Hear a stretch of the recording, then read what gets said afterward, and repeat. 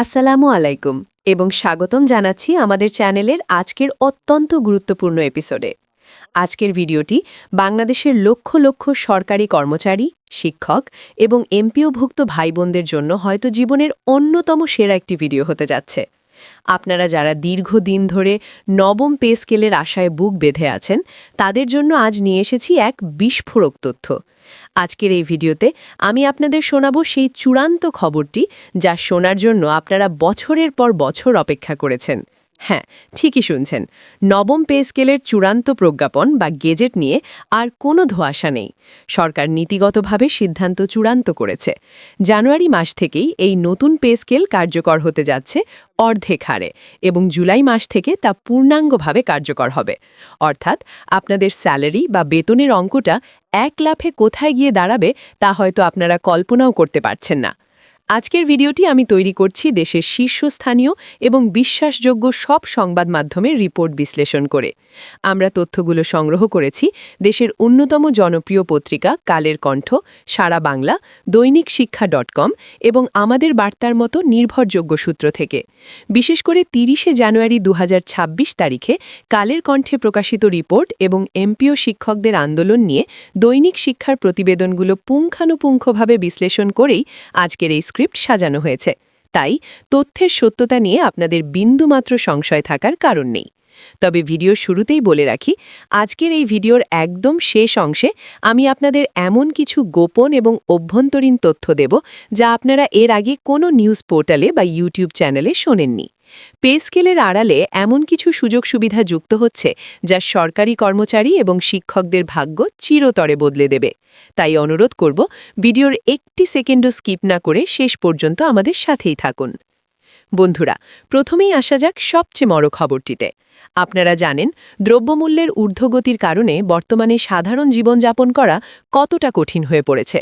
সরকারি কর্মচারী এবং শিক্ষকরা দীর্ঘদিন ধরে দাবি জানিয়ে আসছিলেন যে বর্তমানে যে ৫% ইনক্রিমেন্ট বা প্রণোদনা দেওয়া হচ্ছে, তাই বাজারের আগুনের সাথে পাল্লা দেওয়ার জন্য মোটেও যথেষ্ট নয়।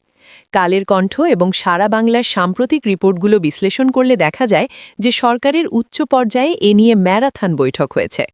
সিদ্ধান্ত অনুযায়ী নবম পে স্কেল বাস্তবায়ন আর কেবল আলোচনার টেবিলে সীমাবদ্ধ নেই, এটি এখন বাস্তবতা। তবে এখানে একটি কৌশলগত এবং আপনাদের জন্য লাভজনক পদ্ধতি অবলম্বন করা হচ্ছে। বিষয়টি একটু বুঝিয়ে বলি। সাধারণত পে স্কেল জুলাই মাস থেকে কার্যকর হয়, কিন্তু এবারের পরিস্থিতি ভিন্ন। নির্বাচনের আগে এবং পরে শিক্ষকদের যে বিশাল আন্দোলন হয়েছে, তার পরিপ্রেক্ষিতে সরকার জানুয়ারি মাস থেকেই এটি কার্যকরের সিদ্ধান্ত নিয়েছে।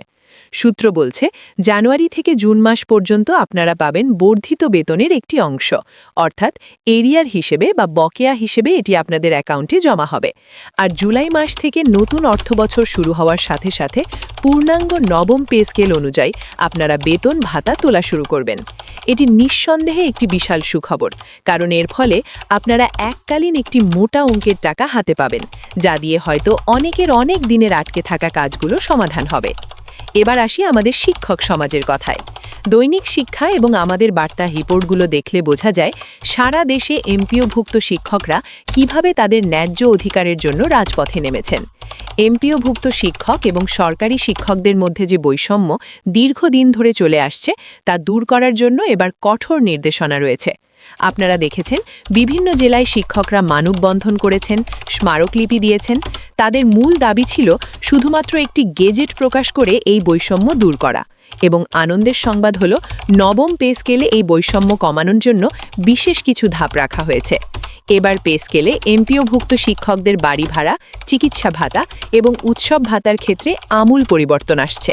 এতদিন যেখানে নামমাত্র বাড়ি ভাড়া এবং চিকিৎসা ভাতা দেওয়া হতো, নতুন স্কেলে তার সম্মানজনক পর্যায়ে উন্নীত করা হচ্ছে।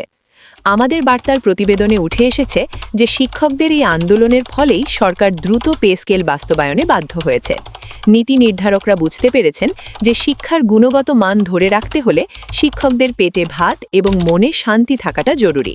তাই এবারের পে স্কেল শুধুমাত্র সরকারি আমলাদের জন্য নয়, বরং এটি হতে যাচ্ছে শিক্ষক বান্ধব একটি পে স্কেল। একটু চিন্তা করে দেখুন, ২০১৫ সালে যখন সর্বশেষ অষ্টম পে স্কেল দেওয়া হয়েছিল, তখন চালের দাম কত ছিল আর এখন কত? তখন তেলের দাম কত ছিল আর এখন কত?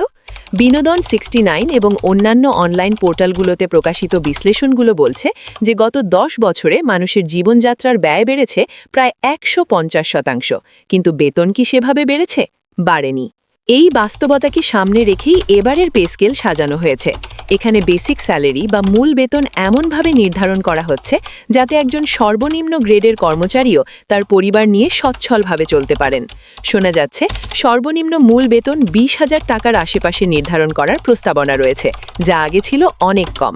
আর সর্বোচ্চ স্কেল এবং অন্যান্য গ্রেডগুলোর আনুপাতিক হারে এমনভাবে বৃদ্ধি করা হচ্ছে যা মূল্যস্ফীতির সাথে সামঞ্জস্যপূর্ণ।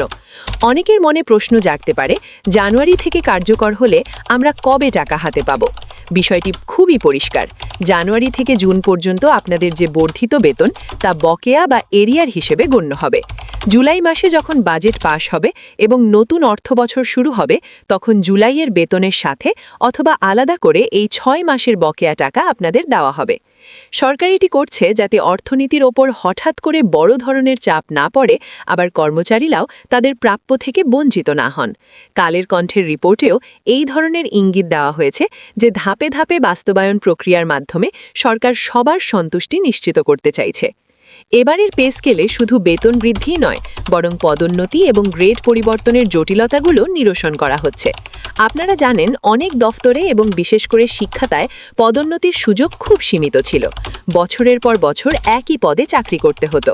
সারা বাংলার নিউজে উঠে এসেছে যে এবার অটোমেটেড প্রমোশন বা নির্দিষ্ট সময় পর উচ্চতর গ্রেডে যাওয়ার পথ আরও সহজ করা হচ্ছে।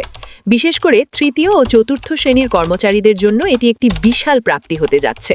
তাদের দীর্ঘদিনের দাবি ছিল যে তাদের কাজের চাপ অনুযায়ী বেতন এবং মর্যাদা দেওয়া হয় না। নবম পে স্কেলে তাদের জন্য আলাদা করে বিশেষ কিছু সুবিধা যুক্ত করার প্রস্তাবনা রয়েছে। বেতন বাড়লে স্বাভাবিকভাবেই পেনশনের টাকাও বাড়বে, কিন্তু এবার পেনশনের টাকাটা হবে চোখ কপালে তোলার মতো।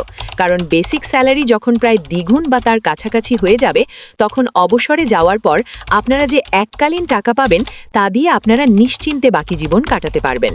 যারা বর্তমানে অবসরে আছেন তাদের পেনশনও সমন্বয় করা হবে নতুন স্কেল অনুযায়ী। এটি অবসরপ্রাপ্তদের জন্য এক বড় স্বস্তির খবর।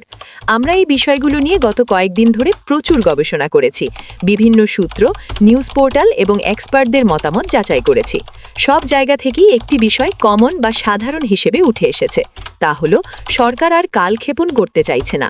2026 সালকে সরকার একটি মাইল ফলক হিসেবে দেখছে এবং এই বছরেই তারা সরকারি চাকুরিজীবী এবং শিক্ষকদের মন জয় করতে চাইছে। জানুয়ারি মাসের 30 তারিখে কালের কণ্ঠে যে নিউজটি এসেছে সেটি আসলে একটি সিগন্যাল। এটি বুঝিয়ে দিচ্ছে যে ভেতরের কাজ প্রায় শেষ, এখন শুধু আনুষ্ঠানিক ঘোষণার অপেক্ষা। আর সেই ঘোষণাটি আসার আগেই আমরা আপনাদের মানসিকভাবে প্রস্তুত করছি, যাতে আপনারা আপনাদের ভবিষ্যৎ পরিকল্পনাগুলো এখন থেকেই সাজিয়ে নিতে পারেন। বন্ধুরা, ভিডিওর শুরুতে আমি কথা দিয়েছিলাম যে শেষে আপনাদের এমন কিছু গোপন তথ্য দেব যা আপনারা এর আগে কোনো নিউজ পোর্টালে বা ইউটিউব চ্যানেলে শোনেননি। এখন সেই সময়, খুব মনোযোগ দিয়ে শুনুন। আমরা অত্যন্ত বিশ্বস্ত এবং গোপন সূত্র থেকে জানতে পেরেছি যে এবারের নবম পে স্কেলে শুধু বেতন বৃদ্ধি নয়, বরং রেশনিং পদ্ধতি চালু করার একটি গোপন পরিকল্পনা সরকারের রয়েছে। হ্যাঁ, ঠিকই শুনেছেন।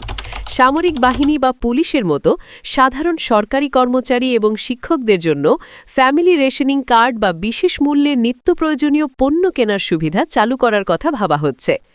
বাজারের যে অবস্থা, তাতে শুধু বেতন বাড়িয়ে পরিস্থিতি সামাল দেওয়া কঠিন।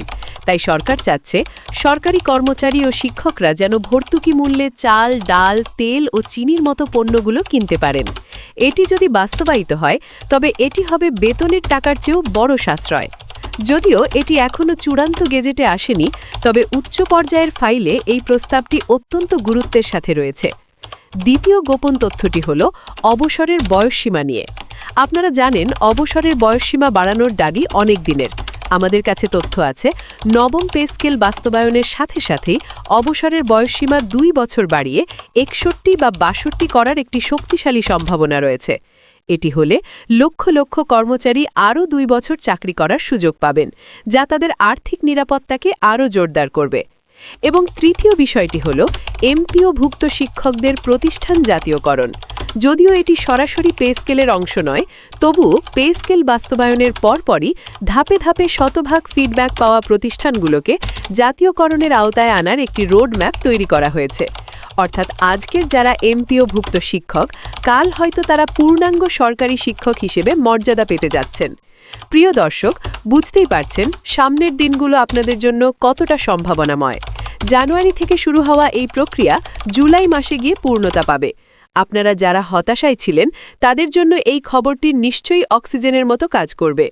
আপনাদের কাছে অনুরোধ, এই ভিডিওটি প্রচুর পরিমাণে শেয়ার করুন। আপনার সহকর্মী, বন্ধু এবং পরিবারের সদস্যদের এই সুখবরটি জানিয়ে দিন। আর হ্যাঁ, নবম পে স্কেল নিয়ে আপনার ব্যক্তিগত মতামত বা প্রত্যাশা কি, তা অবশ্যই আমাদের কমেন্ট বক্সে জানাবেন। আমাদের প্রতিটি কমেন্ট আমরা গুরুত্বের সাথে পড়ি। আমাদের কোনো ভিডিও মিস করতে না চাইলে এখনই আমাদের চ্যানেলটি সাবস্ক্রাইব করে বেল আইকনটি বাজিয়ে দিন। দেখা হবে পরবর্তী ভিডিওতে। ততক্ষণ পর্যন্ত সবাই ভালো থাকুন, সুস্থ থাকুন এবং নিজের হকের ব্যাপারে সচেতন থাকুন। আল্লাহ হাফেজ।